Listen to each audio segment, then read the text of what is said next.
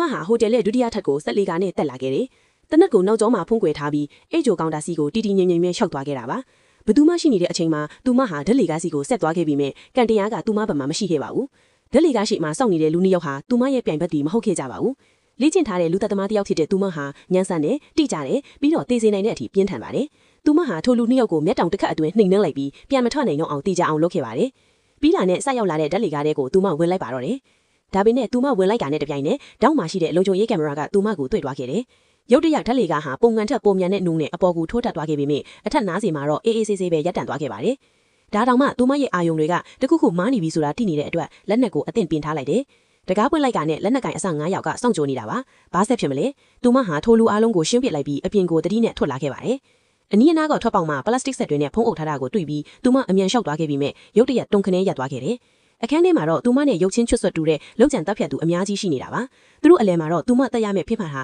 အသက်မဲ့စွာလဲရောက်နေပြီဖြစ်ပါတယ်။အဲ့ဒီအချိန်မှာမျက်မှန်နဲ့မုံစိမ်မွေးတဲ့လူတစ်ယောက်ရှေ့ထွက်လာခဲ့တယ်။သူ့နာမည်ကအန်တိုနီဂရင်းနဲ့သူဟာထိတ်ကန်းလောက်ကျန်တပ်ဖြတ်သူဒါလီနာကိုရင်ဆိုင်ဖို့ရောက်နေတာပါ။ပြီးမှကတင်နေပြီဖြစ်တဲ့အတွက်သူမရဲ့အလုပ်ကိုတယောက်ယောက်ကကြိုးလုသွားပြီးဒေါ်လာတန်းစုကြီးဟာလည်းပျောက်ဆုံးသွားခဲ့ပါပြီ။ဒါပေမဲ့အန်တိုနီမှာတခြားအစီအစဉ်တစ်ခုရှိနေပါတယ်။သူကဒါလီနာကိုပတ်စံနှစပေးမယ်လို့ကမ်းလှမ်းခဲ့တယ်။ဒါပေမဲ့စီကံတစ်ခုရှိတာကဒါလီနာရဲ့ဆရာဖြစ်သူကဲလာဘယ်မှာပုံနေလဲဆိုတာကိုပြောပြရမှာပါ။သူမငင်းမယ်ဆိုရင်တော့ဒီနေရာကနေအသက်ရှင်လျက်ထွက်သွားနိုင်မှာမဟုတ်ပါဘူး။ဒါတောင်မှဒါလီနာဟာတိတိငြိမ်ငြိမ်ပါပဲ။လေ့ကျင့်ထားတဲ့လူသက်သမားတရားအနေနဲ့သူမဟာချိန်မှတ်မှုတွေကိုဘယ်တော့မှအလျော့မပေးတတ်ဘူးလေ။နောက်ဆုံးတော့သူမဟာထွက်ပြေးဖို့ကြိုးစားခဲ့ပါတော့တယ်။အန်တိုနီကသူ့လူတွေကိုသူမနောက်ကိုလိုက်ခိုင်းပြီးပထမထက်ကအဆောင်တွေကိုလည်းလမ်းပိတ်ဖို့အမိန့်ပေးလိုက်ပါတယ်။ဓက်လီကားထဲမှာတော့ဒါလီနာဟာအခြေအနေတွေပိုခက်ခဲပါတော့မယ်ဆိုတာသိနေတယ်။တကားပွင့်လိုက်တဲ့အခါသူမဟာပတ်ဝန်းကျင်ကိုတတိနဲ့ကြည့်လိုက်ပြီးအသက်ကိုဝဝရှူကထပ်ပေါက်စီကိုတနက်အတင်းနဲ့ရှောက်သွားခဲ့ပါတယ်။ရုတ်တရက်အဆောင်တွေထပ်ပေါ်လာပေမဲ့ဒါလီနာကပို့မြန်ပါတယ်။သူမဟာတစ်ချက်ချင်းပိတ်ခတ်ပြီးလူ9ယောက်လုံးကိုနှိမ်နှင်းလိုက်ပါတယ်။တစ်စက်တက်၄တောင်အချိန်မဖြုံးပဲဆက်လေကားစီကိုသူမပြေးထွက်သွားခဲ့ပါတယ်